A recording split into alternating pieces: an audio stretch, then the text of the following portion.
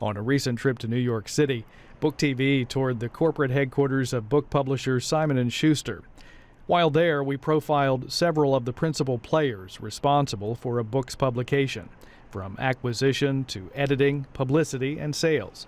We also discussed the history of Simon & Schuster, now in its 90th year, and the current health and future of the publishing industry. Who were Simon & Schuster? Well, they were Max Schuster and Dick Simon, and they were two gentlemen who were friends with one another. And way back in 1924, they decided to start a publishing house on their own. They had been working in publishing houses, but felt that they could begin one themselves. So they did. They set out one day, they rented a space and put up a sign that said, Simon & Schuster Publishers. Would they recognize what you do today? I actually think they totally would. Some of what's really interesting when you read through the history is to realize how many things go in circles and what's old becomes new again. So they used to, just as an example, the reason they would recognize what we do today mainly is because the job of the publisher hasn't changed at all, which is to find great work, depending on what kind of work it is, and then to find an audience for it and convince that audience to buy it. So we've always been the conduit between the artist and the consumer, and that hasn't changed at all. And a lot of the ways they did it back then are now becoming popular again. So for instance, they used to run an advertisement in newspapers every week called The Inner Sanctum, and they were very chatty in it, and they would talk about why they signed up that book, why that book was great. And if you look at any of those ads, they're incredibly similar to what is going on online today, where it's no longer just the corporate advertisement that's there, but there's more personality in it. There's more of the publisher actually speaking to the consumer and reaching out to the consumer. And that's just one small example. In addition, when they started, their first book was the first crossword puzzle book, because one of their aunts said to them, she was in the hospital, she said, you know, we need is a crossword puzzle book. Crosswords were fairly new then, and there'd never been a collection. So they did a book, they put a little pencil on it, they sold it, and they had a runaway success with it. But their second book they published that became a bestseller was The History of Philosophy, a collection of essays, of classes that a teacher of theirs had taught. That book stayed a bestseller for 2 years. So between the pure merchandise and the work of high intellectual capacity, that range is the same range that Simon & Schuster publishes today. As president and CEO, what is your job?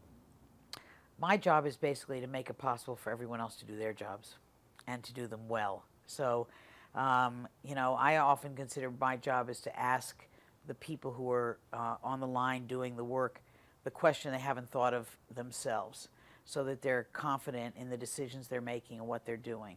So I get involved a little bit in a lot of things.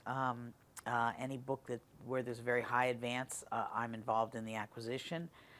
But I sort of look over what everyone's doing and offer suggestions, but I'm really there as a sounding board and to make sure that the things that the company provides the publishers help them do their jobs better and help them find those audiences and communicate to them. I manage all of the editors, manage the publicity, the marketing, the foreign rights, and oversee the birthing of the books into the world. So you have some editorial duties, but also some business side duties, correct? Absolutely. The idea is to publish each of these authors as successfully as they can be published. They want their books to be read by the vast multitudes, so our job is to make those books known. You say you're publishing about 100 books a year, Simon & Schuster is. This imprint of Simon & Schuster, we're the flagship division, and we're publishing actually about 130 this year. And it's a kaleidoscopic range of authors. We've got literary novelists like Cary Goldstein and a major new writer named Matthew Thomas. We've got political leaders, Jimmy Carter, Hillary Clinton, James Webb, John McCain.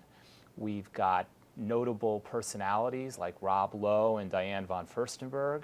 And then we've got a lot of really terrific general nonfiction, biographies of everybody from Sally Ride and John Wayne, to literary memoirs. We've got a wonderful writer named Brando Skyhorse who has a memoir that's coming out in a couple of weeks that I think is going to attract a lot of attention. So why are there different imprints at Simon & Schuster? If somebody goes into a bookstore or online, they'll see a Simon & Schuster imprint, but then they might also see some others that are owned by Simon & Schuster, correct? Right. The idea is you want to have people passionate about the books and advocating the books, and so publishing houses are often broken down into smaller groups. And within each publishing house, there can be numerous imprints, numerous divisions, and they're all putting their energy behind the projects that they're the most excited about. One of the big books for Simon & Schuster this year is Hillary Clinton's new book. What's been your role in the process of getting that to the bookstores? Well, Hillary Clinton has been a Simon & Schuster author for 18 years now. I guess you could say that she's been moonlighting as First Lady and Secretary of State during those years. And Carolyn Reidy, our CEO, acquired Hillary Clinton's book, her first book, many years ago. That was It Takes a Village. And we're publishing Hard Choices on June 10th. It's her fourth book with us. And I was the editor of the book, so I was involved from the very beginning of its acquisition and am overseeing all aspects of it, working very closely with all the people at the company. As the editor, is there a lot of emails back and forth between you and the author? Is that how it's done? Well, you know, every case is different. You know, in this case, I've tried to give just as much attention to Secretary Clinton's book as I have to all the other authors we publish. I should mention in the same breath that we're also publishing James Webb, who was a terrific United States Senator and whose book is out right now. So I don't want to favor one author over another. At what point do you as publisher get involved in acquiring a book? Is that your role as well?